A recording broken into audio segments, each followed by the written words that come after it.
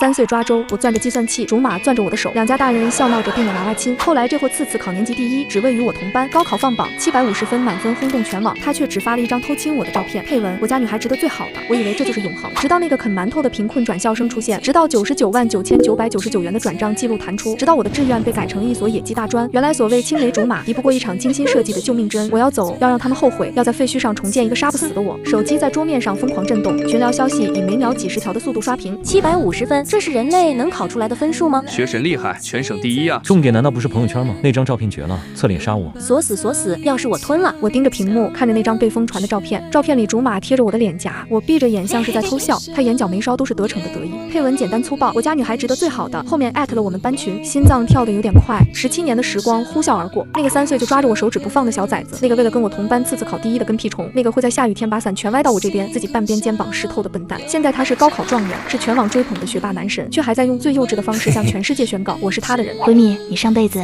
拯救银河系了吧？闺蜜用手肘撞我，满脸艳羡，这种顶配竹马怎么就让你摊上了？我还没来得及回话，一条消息突兀的跳出来，真的好羡慕他，我这辈子都不配有这么优秀的男朋友。发消息的是转校生，那个2个月前从贫困县转来的女生，她永远坐在教室最角落，穿着洗得发白、领口都磨出毛边的校服。每天中午，当大家涌向食堂时，她就从抽屉里摸出一个冷硬的馒头，就着白开水慢慢啃。我曾私下让闺蜜给她带过一份套餐，被她红着眼眶拒绝了。谢谢，但我不能接受施舍。那时候我觉得这是个有骨气的女孩，可现在她在班群里发这种话，群里的刷屏诡异的停顿了几秒，像是废水突然被扔进冰块。我皱着眉，刚想回复你也很优秀，将来会遇到对的人，屏幕顶端突然跳出一条系统提示：竹马已向沈洛黎发起转账999999.00元，备注会有的。我的手指僵在半空，999999，近100万。他说给就给了。青柠，林月察觉到不对，凑过来看我的屏幕，随即倒吸一口凉气。什么？顾逸晨疯了吗？我颤抖着手点开顾逸晨的微信，聊天界面还停留在昨天。他说明天出分，等我好消息。我回了一个猫咪点头的表情包。现在我打字，你什么意思？发送等待1分钟、2分钟、5分钟。在我几乎要以为他不会回的时候，消息进来。怎么了？那笔钱，洛黎家里穷，我想帮帮他。我盯着这行字，呼吸变得急促。你疯了吗？那是100万。我知道，但他真的很可怜。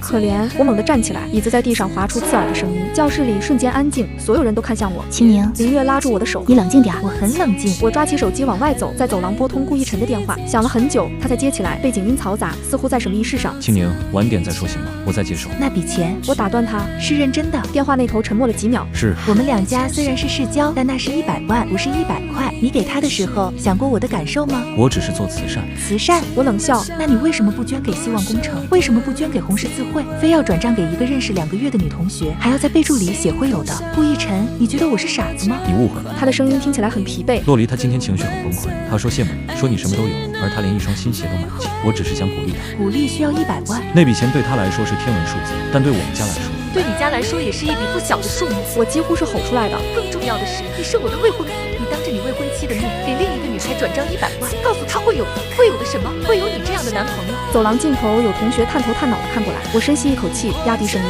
顾逸晨，你看着我的眼睛说，你对他真的只是同情。他沉默了，这沉默像一把钝刀，缓慢地割开我的胸腔。我知道了。我挂断电话，反手将他拉进黑名单。回到教室，沈洛黎正站在我的座位旁，他低着头，手指绞着衣角，那个洗得发白的校服袖口在他手背上晃荡。青柠姐，他声音细若蚊蝇，对不起，我不知道顾同学会转账，我已经拒绝了。但是什么？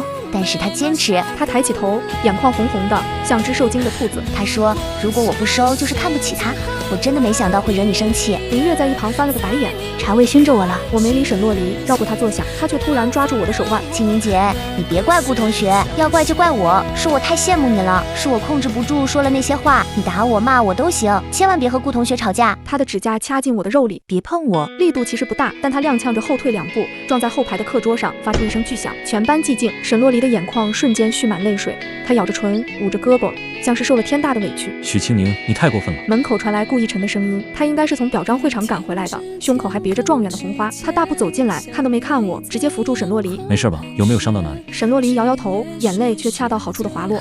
我没事，不怪青柠姐，是我不好。你别替他说话。顾逸晨转头看我，眼神是我从未见过的冰冷。许青柠，我没想到你这么恶毒。洛黎只是想解释，你推他干什么？我恶毒，我推他。我站起来想解释，想告诉他明明是他先抓我，明明是他自己往后倒，但看着顾逸晨护在沈洛黎身前的姿态，看着他眼中对我的失望和对他的心疼，我突然觉得一切解释都失去了意义。是啊，我恶毒。我拎起书包，那你们这对善人锁死吧。我一夜没睡，凌晨3点，我盯着天花板，手机屏幕亮了一下又一下，顾逸晨发来无数条好友申请，我全点了拒绝。天蒙蒙亮时，林月的电话打了进来。清明，你看学校论坛了吗？快看！我打开链接，一个飘红的帖子刺入眼帘，贫困生的逆袭，学霸男友为我放弃清北。发帖人沈洛黎，正文长达3000字，字字泣血。我出生在国家级贫困县，父亲酗酒家暴，母亲在我5岁那年跑了。我和奶奶相依为命，住在漏雨的土坯房里。中考我以全县第3的成绩考上这所重点高中，却因为交不起学费差点辍学。我以为我的人生注定灰暗，直到遇见他。他是光，是救赎，是照进我贫瘠生命里唯一的太阳。我知道他有青梅竹马的未婚妻，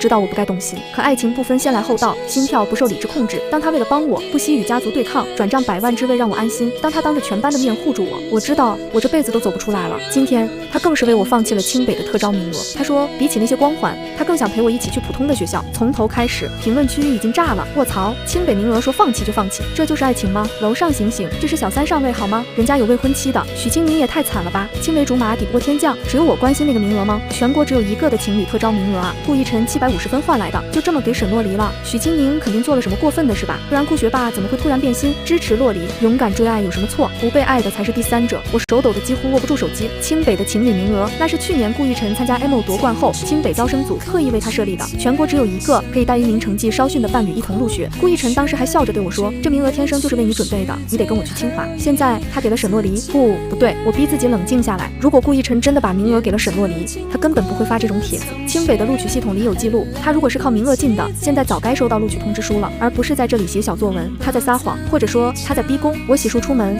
早读铃声还没响，教室里已经坐满了人。原本喧闹的教室在我踏入的瞬间安静下来，几十道目光像探照灯一样打在我身上，同情、好奇、讥讽，幸灾乐祸。我走到座位，发现抽屉里塞满了东西，有安慰的小纸条，也有写着恶毒、配不上顾神的诅咒信。沈洛黎坐在顾逸晨的座位上，是的，他坐在我的未婚夫、我的竹马、我的同桌的座位上，正低头看着什么，嘴角带着羞涩的笑。而顾逸晨站在他旁边，微微俯身，姿态亲密，手指正点在他的笔记本上，似乎在讲题。那幅画面刺痛了我的眼睛，那是我的座位。我走过去，声音平静。顾逸晨直起身，看到我时眼神复杂。清明，你来了，正好，我有话跟你说，先让他起来。沈洛黎慌忙站起来，椅子在地上滑出刺耳的声音。对不起，清明姐，我只是在问顾同学一道数学题。我问的是数学题吗？我看着顾逸晨，我让你起来了吗？顾逸晨，那是我的座位，我的抽屉，我的未婚夫，你让他坐在那里，是在打谁的脸？教室里鸦雀无声。顾逸晨皱起眉，你能不能别这么咄咄逼人？洛黎他基础差，我给他补课怎么了？补课需要坐在我的位置上，需要凑那么近，你简直不可理喻。顾逸晨也火了，从昨天到现在，你闹够了没有？就因为一笔捐款，你就把我拉黑，推搡洛黎，现在还要在教室里撒泼。捐款到这个时候，他还觉得那只是捐款。沈洛黎在一旁轻声啜泣，都怪我，是我不好，我不该问顾同学问题的。清明姐，我这就走，你别生气。你走什么？顾逸晨拉住他的手腕，该走的是他。许清明，既然你这么容不下洛黎，那这个座位让给他坐，你去后排。我不敢置信地看着他，你说什么？我说他一字一顿，眼神冰冷。既然你这么没有同情心，这么刻薄，那你配不上这个好位置。洛黎更需要老师的讲解，更需要一个好的学习环境，而你反正成绩也不差，去后排不影响你发挥。17年了，这是17年来顾逸晨第一次为了别人当众让我难堪。我看着他护在沈洛黎身前的样子，突然觉得很累。好，我点点头，拎起书包走向最后一排。经过讲台时，班主任正好走进来，看到这一幕愣了一下。许清明，你干什么去？换座位。我说顾逸晨说我不配坐前面，让给更需要的人。班主任脸色一变，看向顾逸晨，胡闹，快回原位。老师，顾逸晨站起身，我觉得这个安排很合理。洛黎他，顾逸晨，班主任打断他，你知道你在说什么吗？许清明是你的未婚妻，你们2家那是2家大人的玩笑。顾逸晨打断班主任，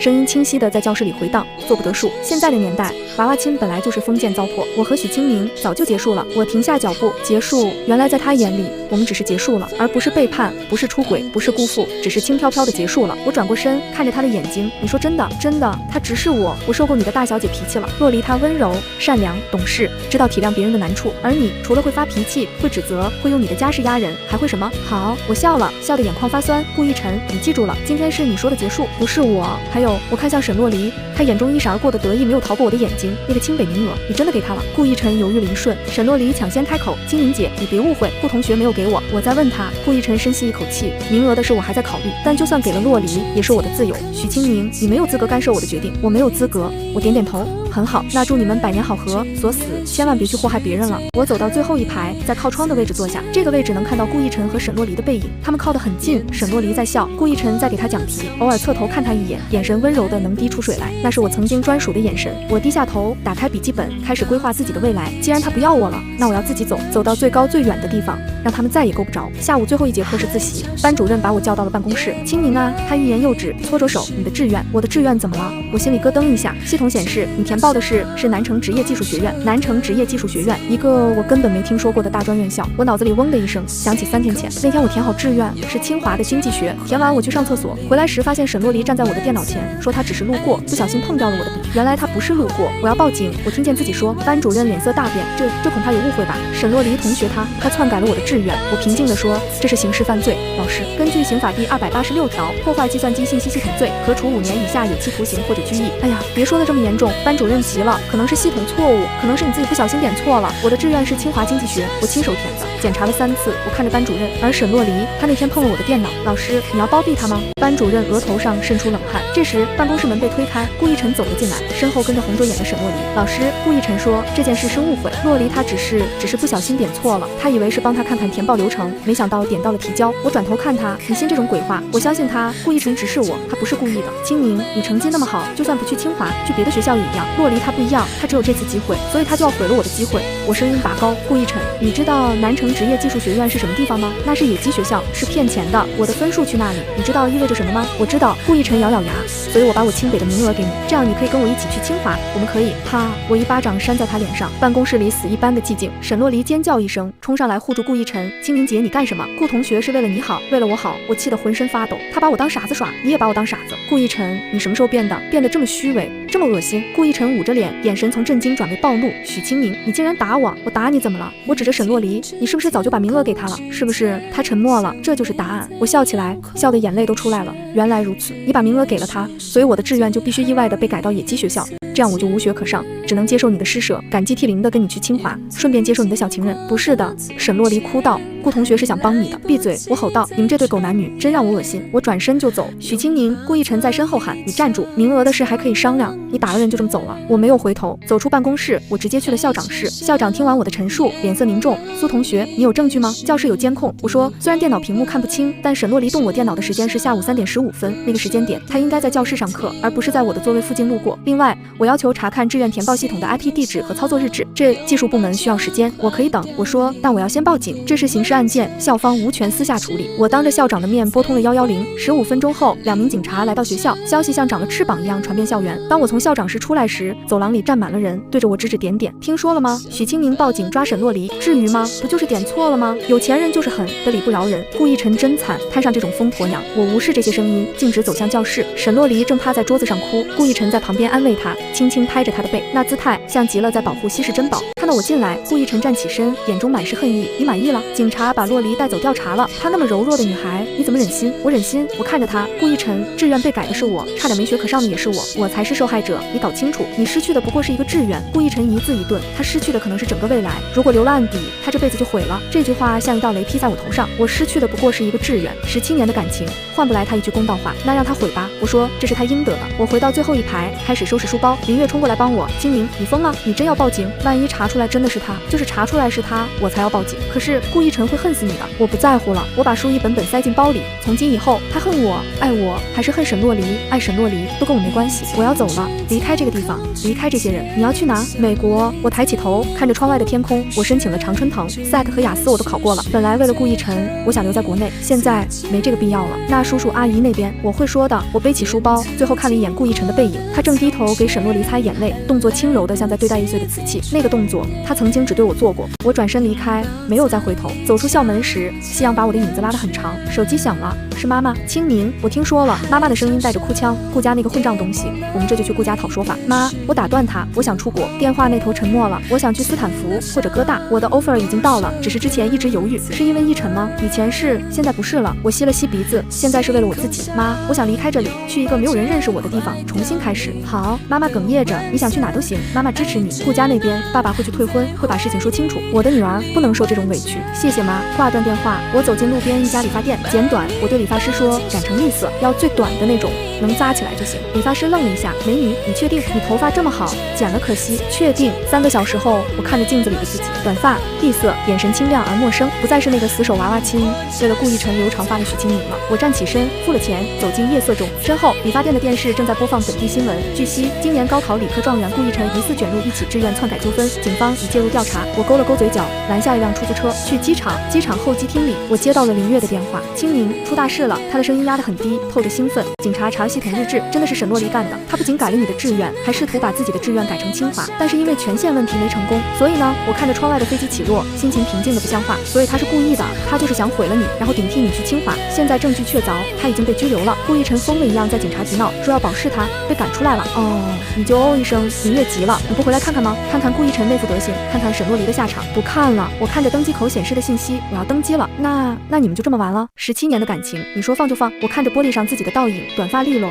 眼神坚定。林月，你知道被开水烫过的手，就算好了也会怕热吗？我被烫得太狠了，所以哪怕现在水已经凉了，我也不想再碰了。可是万一他后悔了呢？万一他没有万一。广播响起，通知我的航班开始登机，我要走了。我说，帮我跟班里同学说一声，就说我走了，不回来了。还有，如果顾逸晨来找我，我顿了顿，告诉他这辈子别来见我。挂断电话，我拖着行李箱走向登机口，身后突然传来一阵骚动。清明，许清明，我不用回头都知道是谁。顾逸晨的声音嘶哑，带着喘息，像是跑了很多路。他冲破安检人员的阻拦，朝我奔来。清明，等等，听我解释。我没有停下，甚至加快了脚步。清明，他终于在登机口前抓住了我的手腕。我知道错了，我真的知道错了。洛离他骗了我，名额的事我没给他，是他偷看了我的账号密码，志愿的事也是他陷害我。我不知道他会是这种人。我转过身看着他，他瘦了很多，眼睛下面有青黑，头发凌乱，不复往日那个光风霁月的学霸男神模样。所以呢，我问，所以你能不能再给我一次机会？他喘着气，我不去清华了，我跟你一起去美国，我去读 MIT， 我去陪你。顾逸晨，我打断他，你现在知道他是骗子，知道他偷看你的密码了？对，警方查出来了，他有前科，他在老家就骗过很多人。那你之前为什么不信我？我看着他的眼睛，当我告诉你他改了我志愿的时候，你为什么不信？当你看着他坐在我座位上的时候，你为什么不说那是我的位置？当你为了他指责我恶毒的时候，你的判断力去哪了？顾逸晨张了张嘴，说不出话来，因为你喜欢他。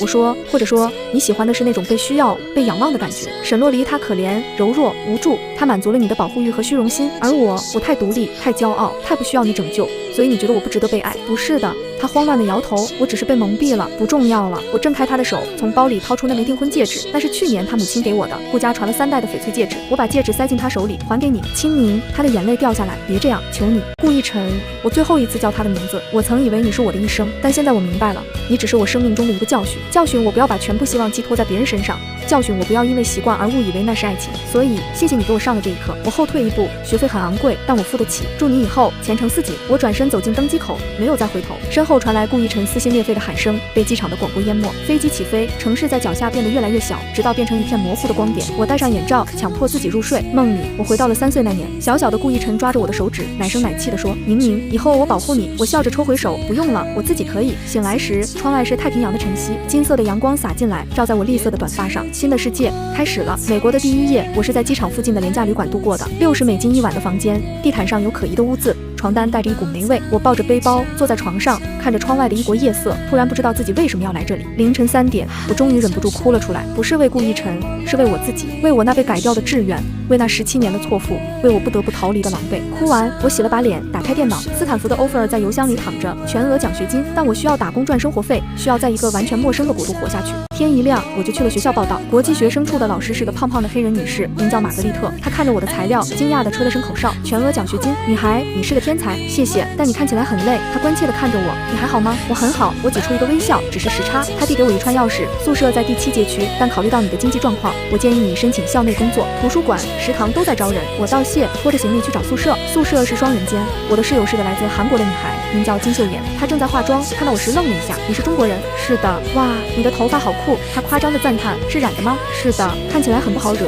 她笑着说，我喜欢，以后我们就是战友了。中国人和韩国人一起对抗这个疯狂的美国。我勉强笑了笑，开始收拾床铺。接下来的1周，我像个陀螺一样旋转，白天上课，晚上在图书馆打工，周末还要准备各种资格考试。我的英语在纸面上很好，但口语交流依然是灾难。有次在食堂，我想买一份沙拉，却因为听不懂员工的俚语，最后被后面排队的人不耐烦地推开。滚开，亚洲佬！那个白人男生骂道。不会说英语就滚回你的国家。我站在那里，浑身发抖，却一句话话都说不出来。那一刻，我无比想念顾逸晨，如果他在这里，他会帮我骂回去，会护在我身前，会说我的人你们也敢动。然后我想起顾逸晨已经不存在了，现在的许清明必须自己骂回去。你说什么？我转过身盯着那个白人男生再说一遍。他显然没想到我敢回嘴，愣了一下。我说滚回你的！我听得懂英语。我用流利的带着怒意的英语打断他。我也听得懂种族歧视，像你这样的垃圾只敢在食堂欺负女生，有种你去橄榄球队说这种话。他的脸涨红了，周围有人开始鼓掌。我转身离开，心跳快得像要冲出胸腔，但我很爽，这是我来美国后第一次感觉到自己还活着。1个月后，我基本适应了这边的生活，我的成绩很好，经济学教授特别欣赏我，推荐我去参加一个投行实习的面试。金秀妍成了我在美国最好的朋友，他教我韩语，我教他中文，我们一起吐槽美国食物，一起在深夜泡面。清明有天晚上，他突然问我，你来美国是不是为了逃避什么？我正在看财经新闻，闻言手一顿，为什么这么问？因为你从来不提过去。他坐到我旁边，而且你看人的眼神像是在防备全世界。我有个姐姐，她遭遇过很糟糕的事，也是这种眼神。我看着她，突然很想倾诉，于是我告诉了她顾逸晨，告诉了她沈洛黎，告诉了那场狼狈的逃离。金秀妍听完沉默了很久，所以她说那个顾什么的，她现在还在中国等你。不知道，我摇头，可能吧，但那不重要了。如果他真的在等呢？如果他真的后悔了，要来美国找你呢？我笑了笑，秀妍，你见过被车撞过的人吗？就算伤好了，他看到车还是会害怕。我对顾逸晨就是这种害怕，不是恨，不是爱，是害怕。我明白了，他拍拍我的肩，那你就在这里重新开始吧，做一个让那2个混蛋后悔死的超级女强人。正有此意，半年后，我拿到了高盛的实习 offer。与此同时，我从林月那里听说了国内的消息，沈洛黎的案子判了，因为恶意篡改他人志愿，破坏计算机信息系统，判处有期徒刑1年，缓刑2年。他的高考移民身份也被曝光，原来他根本不是贫困生，他父亲在老家开了煤矿，他装穷只是为了博取同情。而顾逸晨，据说他最终没有上清华，他去了本地一所普通大学，整个人变得很颓废，经常酗酒。听到这些，我心里没有任何波动，就像听一个陌生人的八卦。清明，林月在电话里说，顾逸晨问我要你的地址，他想给你写信，我给吗？不给。他说他知道错了，他想赎罪。林月，我打断他，如果你给他我的地址，我们就绝交。他沉默了一会儿，好，我知道了。挂断电话，我继续看报表。华尔街的凌晨，灯火通明，我在这里已经是一个小小的传奇。那个需要顾逸晨保护的许清明死了，活着的是打不死的许清明。2年后，我硕士毕业，站在纽交所的大厅里，看着满屏的红色数字跳动。这2年，我像海绵一样吸收知识，像赌徒一样抓住机会，从高盛的实习生到正式分析师，再到现在的项目经理，我经手的案子越来越大，见过的世面越来越广。金秀妍坐在我旁边，她现在是我的同事。清明，她突然说，你爸的公司出事了。我一愣，什么？我刚看到国内新闻。她把手机递给我，你爸的建筑公司资金链断裂，欠了银行3000万，可能要破产。我盯着屏幕，脑袋嗡嗡作响。3000万对我现在来说是2年的年薪，但对父亲的公司那是救命钱。我立刻拨通妈妈的电话，妈，我看到新闻了，是真的吗？电话那头，妈妈的声音带着哭腔，清明，你别担心，爸爸妈妈会想办法的。需要多少钱？至少3000万缺口，银行催得紧，要是这周填不上，就要申请破产清算了。我闭上眼，3000万，我手里有50万美金的积蓄，折合人民币300多万，还差2700万。妈，给我3天时间。清明，你别冲动，这不是小数目。我知道。我挂断电话，开始翻通讯录。华尔街的朋友能借的都借了，大家刚工作，谁也没这么多现金。国内的同学更是杯水车薪。最后，我的手指停在一个名字上，顾逸晨。我已经2年没和他说过话了，但据我所知，顾家这2年生意做得很大，3000万对他们来说应该不是问题。我在对话框里打字又删掉，打字又删掉，最后我拨通了那个尘封2年的号码，响了很久，久到我以为他不会接。清明，他的声音传来，沙哑、疲惫，但带着压抑的惊喜。是你吗？是我。我深吸一口气，顾逸晨，我需要3000万。电话那头沉默了，借我。我说我会还，按华尔街的利率写欠条，做公证，2年内还清。你在哪？他没有问为什么，也没有问用途。纽约，我来找你。不用，我拒绝，你直接打给我就行，账号我发你。清明，他的声音低了下去，让我见你一面就一面，钱的事好说，但我想看看你，没必要。如果你不见我，他顿了顿，我就不借。我攥紧手机，baby，但他知道我不会拒绝，为了父母，我什么都能做。好，我说明天下午3点，时代广场纳斯达克大屏下，你只有15分钟，我订今晚的机票。挂断电话，金秀妍担忧地看着我，是那个渣男？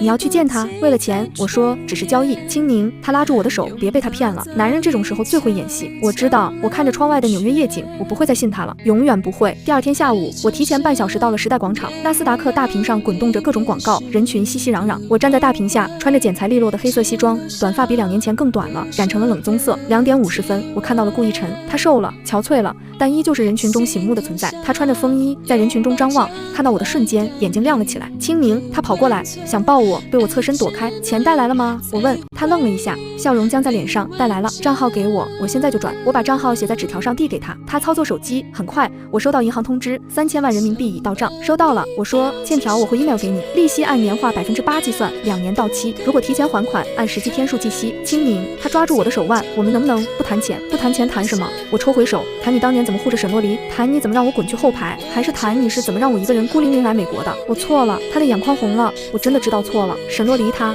骗了我，他根本不是什么贫困生，他偷了我的密码。他一切都是设计好的，我知道，我打断他，林月都告诉我了。所以呢，所以你能不能再给我一次机会？他声音颤抖。我现在有钱有地位，我能给你想要的一切，我们重新开始，好不好？我看着他的眼睛，那双眼睛曾经盛满星光，曾经只属于我，现在里面满是悔恨和哀求，但我只觉得陌生。顾逸晨，我说你错过了什么？你错过我了，不是错过了一次机会，是错过了整个人生。我后退一步，钱我会还你，谢谢你这次帮忙，我欠你一个人情，但仅此而已。清明，他在身后喊，我等你，我可以等你多久都行。我没有回头，人潮汹涌，我汇入人流，消失在纽约的街头。身后顾逸晨的喊声被警笛声淹没。我知道这次是真的结束了。钱到账后，我立刻转给了爸爸。1周后，妈妈打电话来说公司保住了，爸爸正在重组业务，情况在好转。清明，妈妈犹豫着说，顾家那孩子，他回国后整个人都变了，听说他在时代广场等了你3天，每天都站在那个大屏下等到深夜，最后是他爸派人把他绑回去的。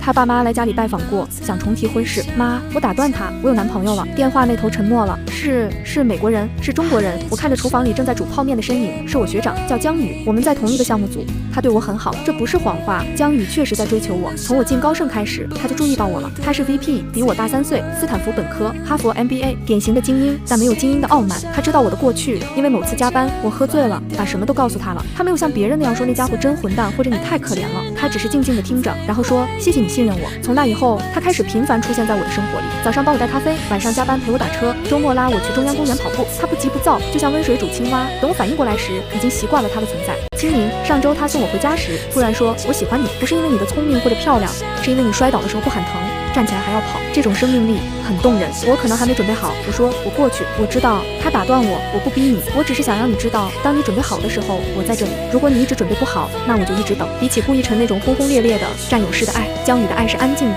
包容的、尊重边界，这种爱让我安心。清明，妈妈在电话里叫我，你在听吗？在听。我回过神，妈。江宇对我真的很好，下个月我要回国一趟，处理一些事情，到时候我会带他回去见你们。好，妈妈叹了口气，只要你幸福，妈妈就高兴。顾家那边我会回绝的，谢谢妈。挂断电话，江宇端着2碗泡面走出来，再打电话。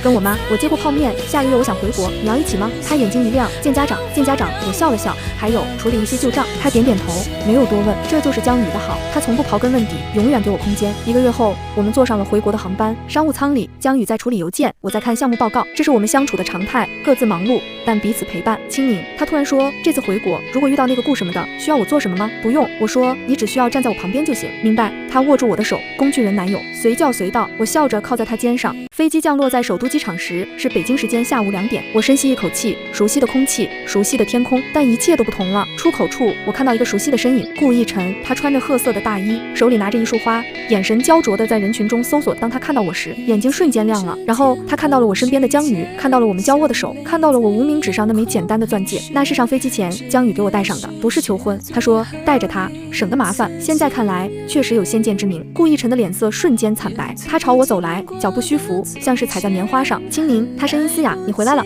我平静地说，介绍一下，这是我未婚夫江宇，这是顾逸晨，我以前的朋友。江宇伸出手，彬彬有礼，你好，常听清明提起你。顾逸晨没有握手，他盯着那枚钻戒，像是要把它烧穿。你结婚了？他问。准备中。我说年底办婚礼，到时候如果顾总赏脸，可以来喝杯喜酒。许清明，他突然抓住我的肩膀，你不能这样，你不能这么快就我们分开才2年，你就让别人。顾逸晨，我挣开他，我们分开2年了730天，你凭什么觉得我该为你守寡？可我一直在等你。他吼道，眼眶通红，我每天都在等你，我拒绝了所有联姻，我拼命工作就是为了有朝一日能配得上你。你怎么能就这么嫁了？机场人来人往，已经有人朝这边张望，我不想成为八卦头条。顾逸晨，我压低声音，你听好，第一，我从来没让你等我第2，配得上配不上从来不是你说了算，是我自己第3。江宇比你强1万倍，因为他知道尊重我，而不是把我当附属品。你说谎。他指着江宇，你根本不爱他，你只是为了气我，气你。我笑了，你太把自己当回事了。顾逸晨，我之所以站在这里跟你说话，是看在那3000万的份上，钱我已经还了一半，剩下的一半年底结清还清之后，我希望我们永不再见。我拉起行李箱，挽住江宇的手臂。对了，我回头，沈洛离出狱了吧？听说他现在在你家公司做前台，你还真是念旧情。顾逸晨脸色一变，不是你想的那样，我只是不重要了。我转身离开，走出很远，我还能感觉到他的目光像实质一样定在我背上，但我没有回头，一次都没有。回国的1周，我忙得脚不沾地，帮爸爸重组公司、见客户、处理债务，同时还要准备婚礼的相关事宜，江宇全程陪同。他虽然是金融背景，但在商业谈判上很有一套，帮我爸爸谈成了2个大单子，爸爸对他赞不绝口。清明有天晚上，爸爸把我叫到书房，江宇这孩子靠谱，比顾家那个强太多了。爸，别提他了。好，不提。爸爸叹气，就是觉得可惜你们从小一起长大，我们2家爱缘分尽了就尽了。江宇对你好，爸爸看得出来，他是真心的。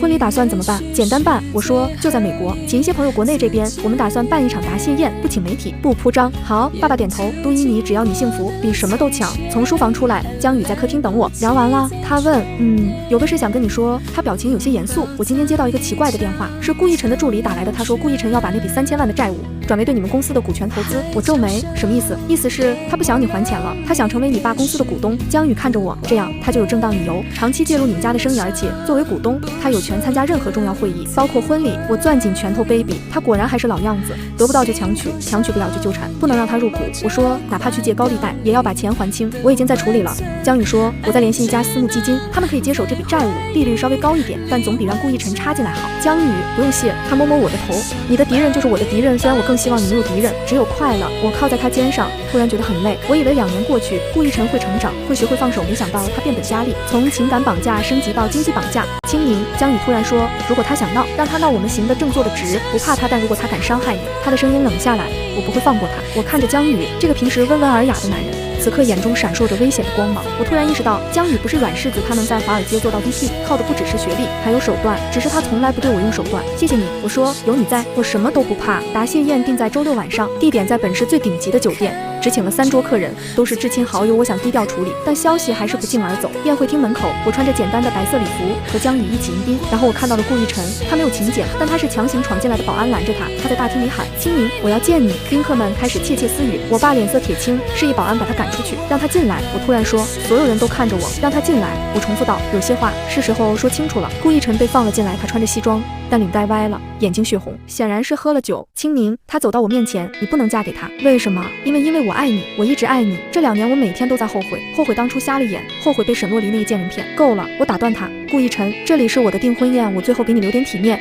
请你离开。我不走。他突然跪下，清明，我求你了，再给我一次机会，我把顾家的一切都给你。我入赘，我给你当牛做马。全场哗然。江宇上前一步，挡在我身前。顾先生，请注意你的言行，你现在的行为已经构成骚扰，你算什么东西？顾逸晨猛地站起来，指着江宇，你不过是趁虚而入，你根本不了解清明，你不知道他喜欢吃什么，不知道他怕打雷，不知道他做噩梦要人陪，这些只有我知道。你说的对。江宇平静地说，我确实还不知道他怕打雷，但我知道尊重他的选择，知道不让他难堪，知道在公共场合给他面子，而这些你一样都做不到。你。顾逸晨挥拳朝江宇打去，江宇侧身躲过，反手一记勾拳打在顾逸晨腹部，顾逸晨弯下腰，痛苦地捂住肚子。这一拳是替清明打的。江宇说，为他那被改掉的志愿，为他那17年的错付，为他这2年来在美国流的每一滴眼泪。他整理了一下袖口，保安，请这位先生出去，如果他在闹事，报警。保安架起顾逸晨往外拖，他挣扎着回头看我，眼中满是绝望。清明，你看看我改了，我真的改了，你给我一次机会。我看着他，心中最后一点涟漪也平息了。顾逸晨，我说，你改不改跟我没关系了，我的未来没有你。他被拖了出去，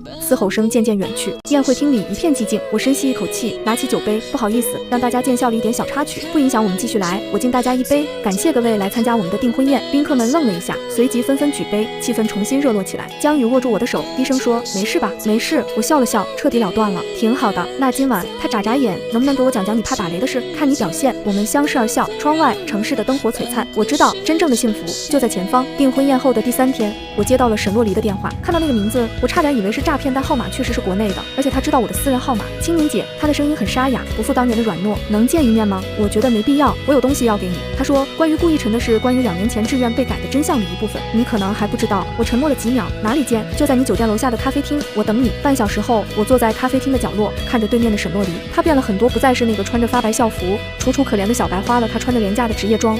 脸上带着疲惫的妆容，眼神里有种破釜沉舟的决绝。说吧，我看了看表，我只有1个小时。他从包里拿出一个 U 盘，这里面有当年的聊天记录，我和顾一晨的。我不感兴趣，你感兴趣？他把 U 盘推过来，因为这里面证明了一件事，当年改你志愿不只是我一个人的主意。我心头一震，什么意思？意思是他笑了笑，那笑容很苦涩。顾一晨是知情的，或者说是他暗示我这么做的。不可能，你看过就知道了。他说，当时我问他，如果许清明去不了清华，会不会恨你？他说，恨就恨吧，恨也是一种记住，只要他记住我就够了。我感觉血液在倒流。他那时候已经在动摇了。沈洛离继续说，他想要你，但也想要我，他想两全其美，想让你去一个普通学校，变得普通一点，这样他就不会觉得配不上你，而我只需要一点点爱意就能满足，这是他的想法。虽然他没明说，我攥紧 U 盘，你为什么现在告诉我这些？因为我恨他。沈洛离眼中闪过恨意，我为他坐牢，为他身败名裂，以为他会等我，结果我出来后发现，他只给我安排了一个前台的工作，还动不动就拿你欠清明的来压我，受够了。而且他站起身，我觉得你应该知道真相，你不是输给了一个贫困生，你是输给了一个又当又立的渣男。他既想要白月光的高洁，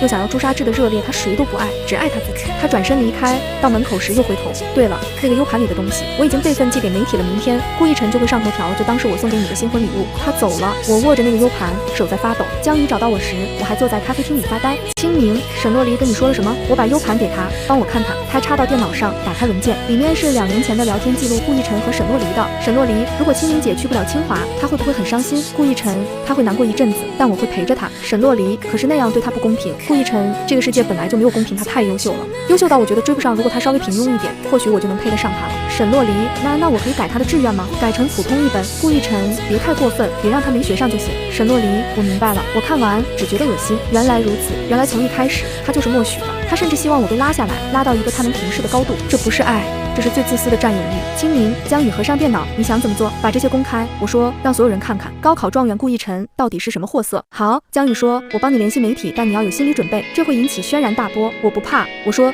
这一次我要让他身败名裂。第二天，顾一晨默许篡改志愿的词条冲上了热搜第一，舆论炸了。原本还在同情顾一晨、骂沈洛离的网友，发现自己被耍了，原来这一切的始作俑者是那个看起来光风霁月的学霸男神。卧槽，反转了，原来顾一晨才是幕后黑手。细思极恐，他想让女朋友变平庸来配得上自己，这是什么破恶大师？沈洛离虽然可恶，但至少坦白了顾一晨又当又立，恶心。许清明太惨了，被这对狗男女联手坑了。还好许清明去了美国，现在斯坦福硕士，高盛精英，吊打顾一晨。顾氏集团的股价暴跌，顾一晨的父亲紧急召开新闻发布会，宣布与顾一晨断绝父子关系，将其逐出家族企业。顾一晨本人据说在家里酗酒，已经3天没出门了。我看着这些新闻，心中没有快意，只有平静。终于真相大白，终于沉冤得雪，但我不需要道歉了，也不需要赔偿我要的，只是彻底的了断。1周后，我和江宇飞回纽约，临行前，妈妈告诉我顾一晨来过家里，跪在门口求见我一面，我没让他进。妈妈说他跪了3个小时，最后晕倒了，被救护车拉走的。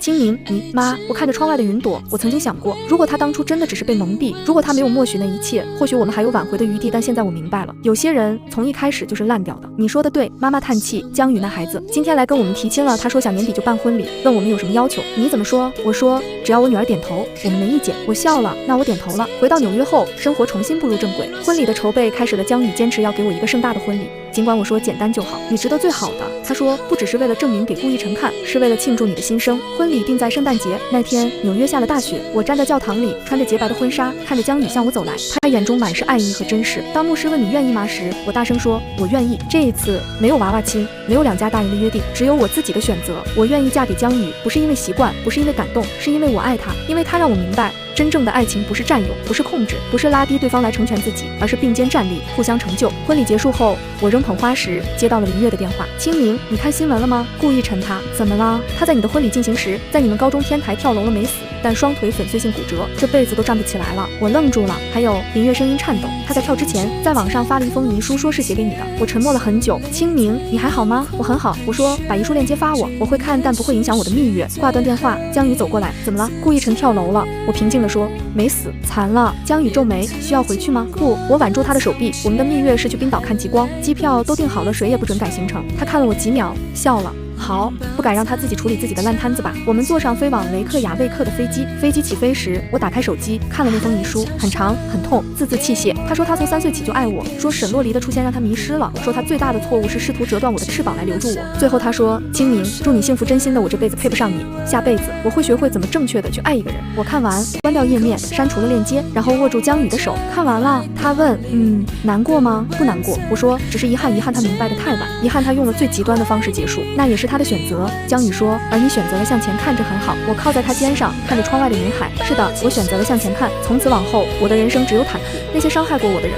那些痛苦的事，都将成为过去。而未来，我会和江宇一起书写新的故事，一个关于成长、关于救赎、关于真正爱情的故事。冰岛蜜月结束后的第3个月，我收到了一封来自国内的律师函。拆开信封时，我正在江宇新买的公寓里整理书架，纽约的春日阳光透过落地窗洒进来，在地板上投下斑驳的光影。律师函的内容让我皱起了眉。顾一晨起诉了我，理由是恶意引导舆论，导致其社会性死亡及人身伤害，索赔金额高达5000万。随函附带的还有一份医疗报告。顾一晨从高中天台跳下后，确实造成了高位截瘫，下半生都需要依靠轮椅生活。报告里详细描述了他的精神痛苦和生活质量严重下降。荒谬！我把文件扔在茶几上，手却在微微发抖。江宇下班回来，看到我的脸色，立刻走过来。怎么了？我把律师函递给他，他快速浏览了一遍，眉头越皱越紧。这案子不可能，您沈洛黎提供的证据是真实的，舆论发酵是公众自发行为，与他跳楼之间没有直接因果关系。这律师函更像是一种骚扰。他知道我不会应诉，我说他知道我在美国，跨国官司好时好利，他就是想恶心我，想让我不得安宁。江宇沉思片刻，交给我处理。我有认识的中国律师，可以发一封警告函回去，如果他再骚扰你，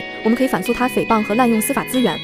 我靠在沙发上，突然觉得很疲惫，以为已经结束的战争，原来还有余波，以为已经埋掉的过去，还在试图破土而出。清明，江宇坐到我身边，握住我的手，要不要回去一趟，彻底解决这件事？回去？对，他看着我，回去见见他，当面做个了断。我陪你去，只有彻底面对过去，你才能真正摆脱他。我沉默了。回去，回到那个城市，那个充满噩梦的地方。我害怕，我诚实地说，我怕见到他，怕听到他的声音，怕那些回忆又涌上来。我会陪着你。江宇说，每一步如果你不想见他，就由我来谈，但你必须让他明白，你已经不是那个任他摆布的许清明了。我想了很久，最终点了点头。1周后，我们飞回了国内。这次回来，我没有告诉任何人，除了父母。机场出口处，我看到一个意想不到的人，林月。她比2年前成熟了许多，穿着干练的职业装，手里举着一块牌子，接许清明女士。林月，她看到我，扑上来抱住我。清明，我想死你了，你怎么知道我要来？江宇告诉我的。他眨眨眼，他说你需要一个娘家人撑腰，我义不容辞。我心里一暖，看向江宇，他正微笑着帮我拿行李。这个男人的周到总是体现在细节里。酒店安顿好后，林月告诉我们最新的情况。顾一晨现在住在康复中心，他说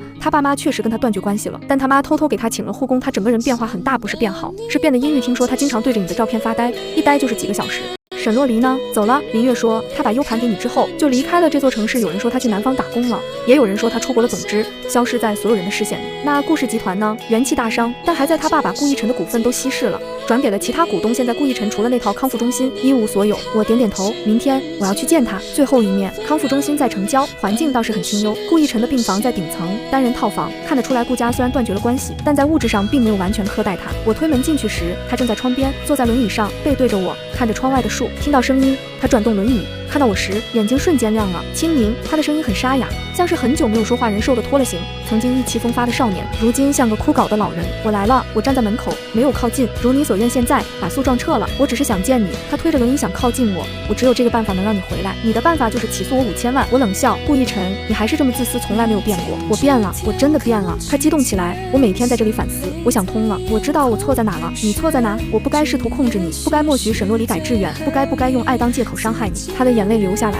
可是我太害怕了，你那么优秀，越来越优秀，而我除了成绩什么都没有。我怕你飞得太高，我追不上，所以我想把你拉下来。这就是你的反思。我打断他，还是在为你的卑劣找借口。他愣住了。顾一晨，我走近几步，居高临下的看着他。你最大的错误不是试图控制我，而是从来没有尊重过我。你把我当成你的附属品，你的战利品，你的私有物。你从来没有问过我想要什么，你觉得你给我的就是好的。这种爱不是爱，是牢笼。我不是，你是。我拿出那份律师函，撕成2半，这是最后一次，撤诉或者我反诉。你知道我现在有这个能力。江宇的律所足以让你这辈子都还不清诉讼费。提到江宇，顾一晨的脸扭曲了。他对你好吗？很好。我说，比你想象的好1000倍。他会支持我的决定，而不是替我决定。他会为我高兴，而不是嫉妒我的成就。这就是区别。那我呢？他绝望地问。我怎么办？我这辈子就这样了，坐在轮椅上，看着你幸福。你可以看着。我说，这是你应得的。你可以选择继续仇恨，继续纠缠，那样的话你只会更痛苦。或者你也可以选择学着做一个普通人，不把我的幸福当成你的不幸。我转身走向门口。清明，他在身后喊，如果当年我没有默许那件事，如果我真的只是被蒙蔽，你会原谅我吗？我停下脚步，没有回头。不会。我说，因为伤害已经造成了，但有些伤害是可以被时间冲淡的。可惜你选择了让伤害变得更深。我们真的没可能了吗？从来没有我们。我推开门，只有我和你，以前是，以后也是。我走出去，江宇在走廊等我，他什么也没问，只是揽住我的肩。还好吗？还好。我说，彻底结束了。身后病房里传来压抑的哭声。我没有回头。有些路只能一个人走，有些错只能一个人承担。回国的1周，我处理了所有遗留问题。顾一晨撤诉了，在江宇律师团的强大压力下，他别无选择。同时，我还拿到了他的一份书面承诺，承诺永不再骚扰我，否则将面临巨额赔偿。我爸的公司彻底走上了正轨，江宇帮他引入了几个国外的合作项目，业务量翻了一番。爸爸看江宇的眼神已经从满意变成了崇拜。清明临走前一晚，妈妈拉着我的手，妈妈以前总觉得知根知底的最好，现在才明白，门当户对不是最重要的，重要的是那个人能不能让你开心。江宇让我很开心，我说不是那种轰轰烈烈的开心，是踏实安心的开心，那就好。妈妈抹着眼泪，以后常回来，不管飞多远，这里永远是你的家。我知道，回到纽约后，生活重新归于平静。我和江宇在曼哈顿买了一套小公寓，开始了真正的婚后生活，每天一起上班，一起下班，周末去中央公园跑步，或者去博物馆看展，平淡但幸福。1年后，我升职为董事总经理，成为高盛最年轻的女 MD 之一。庆功宴上，我喝了不少酒。回到家，江宇扶我躺下，给我煮了醒酒汤。江宇，我拉着他，我们要个孩子吧。他愣了一下，随即笑了。你确定？你现在正是事业上升期，就是因为事业好才要孩子。我说，我想让他看看他的妈妈有多厉害，也想让他知道什么样的爱情才是对的。好，他吻了吻我的额头，听你的。3个月后，我怀孕了，孕期反应很大，但我坚持工作到生产前1个月。生下女儿那天，纽约下着大雨，江宇抱着那个小小的襁褓，眼眶红了。他真像你，哪里像？这里，他指了指心口，强大的心脏。刚才护士说他心率特别稳，一点也不怕这个新世界。我笑了，看着女儿皱巴巴的小脸，那是希望，是新生，是未来的无限可能。女儿取名叫江念安，念是记得，安是平安，记得过去的苦难，珍惜现在的平安。5年后，江念安4岁了，是个古灵精怪的小姑娘。她继承了我和江宇的优点，聪明、独立，带着点小小的骄傲。这周末，我们带她回国看爷爷奶奶。飞机降落时，念安趴在窗户上，妈妈，这就是你的老家吗？是的，我摸着她的头，妈妈在这里长大。那爸爸呢？爸爸在另一个地方长大。江宇笑着说，但我们在这里相遇，然后有了你。那你们什么时候相遇的？念安好奇地问。我和江宇对视一眼，笑了。在一个妈妈很伤心的地方，我说，爸爸出现了，把妈妈就走了。象骑士做公主吗？对，象骑士做公主。回到老家，一切都很熟悉，又有点陌生。城市变大了，高楼变多了，但那条我走过无数次的街道还在，那家我剪短发的理发店还开着，只是装修焕然一新。爸爸和妈妈老了，但精神很好，他们围着念安转，笑得合不拢嘴。清明有天晚上，爸爸突然说，顾家那孩子上个月去世了。我一怔，自杀。爸爸叹气，在康复中心吞了大量安眠药，发现的时候已经晚了。听说他留了遗书，只写了一句话，什么对不起，还有我终于学会放手了。我沉默了很长时间。江宇握住我的手，去送他吗？爸爸问。不去了。我说已经结束了。是的，结束了，彻底结束了。那个3岁抓我手的男孩，那个为我考750分的少年，那个让我心碎的男人，最终选择了以最决绝的方式离开。这不是我的错，也不是我的责任，每个人都要为自己的选择付出代价。妈妈，念安跑过来，手里拿着一朵花，给你。我接过花，抱起女儿，谢谢宝贝，我们明天去游乐园好不好？好爷。看着女儿的笑脸，我突然觉得一切都是最好的安排。那些伤痛让我成长，那些背叛让我清醒，而江宇的出现让我知道世界还是美好的，这就够了。又过了10年，江念安14岁了，正在准备中考，他成绩很好，像当年的我一样，但他比我自信，比我开朗，因为他从不需要通过别人的认可来证明自己。这10年里，我偶尔会听到顾家的消息，顾逸晨的父亲在他死后几年也病逝了，顾氏集团被并购，彻底消失在商业版图上。而沈洛黎据说在南方某小城开了一家小店，过上了普通人的生活。他终身未嫁，也没有再联系过我。那些曾经纠缠不清的人，最终都化作了尘埃，而我依然在前行。40岁那年，我成为了高盛亚太区的合伙人，江宇也创立了自己的对冲基金，管理规模上百亿。我们在纽约、上海、伦敦都有家，但每年一定回一趟老家。老家的那条街道上建了一所希望小学，是我捐建的。学校的名字叫晚州小学，取意是晚州已过万重山。开学典礼那天，我站在台上，看着下面孩子们清澈的双眼。孩子们，我说，我想告诉你们一个道理，人生会遇到很多挫折，会有很多人试图定义你、控制你、拉低你，但请记住，你的价值不由别人决定，你的未来握在自己手中。就像这艘晚州，我指着校门口的雕塑，一艘破浪前行的小船，无论前面有多少山、多少浪，只要你不放弃，就一定能过去。台下掌声雷动，江宇站在人群边缘，对我微笑。念安已经长成了大姑娘，她在志愿者队伍里帮忙，听到我的话，用力的鼓掌。那一刻，我觉得圆满了。50岁那年，我决定退休，不是不能干了，是不想干了。钱赚够了，名也有了，是时候享受生活了。江宇比我早2年退休，我们把家搬到了新西兰，买了一个农场，每天养鸡、种菜、看海，过着真正隐居的生活。念安已经结婚，丈夫是个建筑师，2人住在奥克兰，每周来看我们1次。某天午后，我正在葡萄架下看书，江宇端来2杯茶。清明，他突然说：“你有没有后悔过？”后悔什么？后悔当年没有给顾逸晨一个机会。他看着我，眼神平静。我知道他对你很重要，虽然那已经是过去式。我想了想，诚实的回答：不后悔，但我偶尔会遗憾，遗憾他没能变成一个更好的人，遗憾我们最终走向了那样的结局。局。如果他能变好，你会选择他吗？不会。我笑了，因为我已经有了最好的，我为什么要退而求其次？江宇也笑了，握住我的手。夕阳把我们的影子拉得很长。对了，他突然说，上周我收到一封信，是沈洛离寄来的，寄到了我们旧金山的旧地址，转发过来的。我一愣，他说什么？他说对不起，还有谢谢。江宇把信递给我，信很短，字迹潦草，看得出写信人身体不太好。许小姐，我知道这辈子没资格求你原谅，但我想让你知道，那些年我做的一切，除了虚荣和贪婪，更多的是因为嫉妒。我嫉妒你生来就有的一切，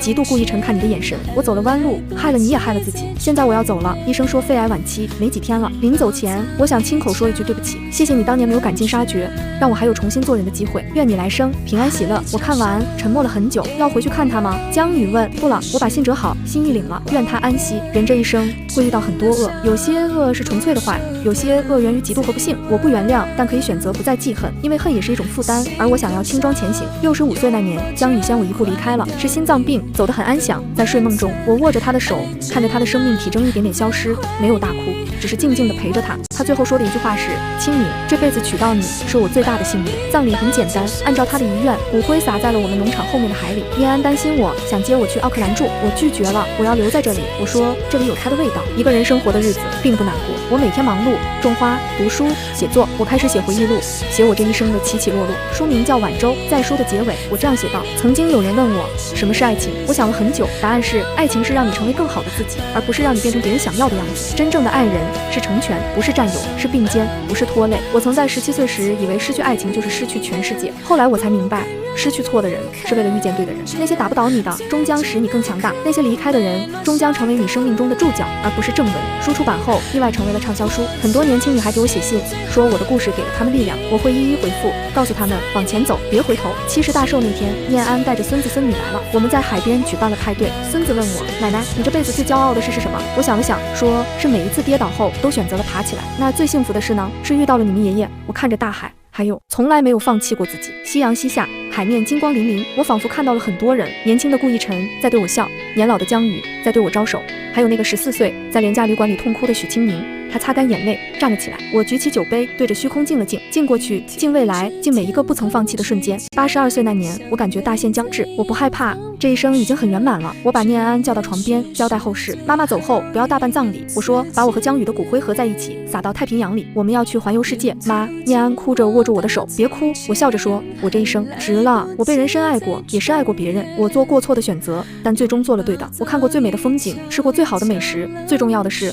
我始终是我自己。妈，你有什么遗憾吗？我想了想，摇头，没有。如果非要说有，那就是遗憾顾逸晨没能看到现在的我。我想让他知道我没有被毁掉，我活得很好。但转念一想，他其实知道，他在天上看着呢。沈洛离阿姨呢？她也看着呢。我说，看着我们每个人的结局，希望他下辈子能做个善良的人，因为善良才是最大的聪明。那天晚上，我梦见了3岁那年抓周宴上，小小的顾逸晨抓住我的手，怎么都不放。这次我没有掰开他的手指，我只是笑着对他说，我要走了，去很远的地方，你要好好的，学会爱别人，也学会爱自己。他松开了手，我拿起计算器，又拿起书，走向属于我的未来。醒来时，窗外阳光灿烂，我知道是时候了。我换上最喜欢的旗袍，化了个淡妆，坐在轮椅上，让护工推我去海边。海风温柔，像江宇的手。我看着无垠的海面，轻轻哼起了歌，那是江宇当年向我求婚时唱的歌。不管风吹浪打，胜似闲庭信步。声音渐渐低了下去，我闭上眼睛，嘴角带着微笑。这一生如履薄冰，也如踏歌行，来时两手空空，去时满载而归，足矣。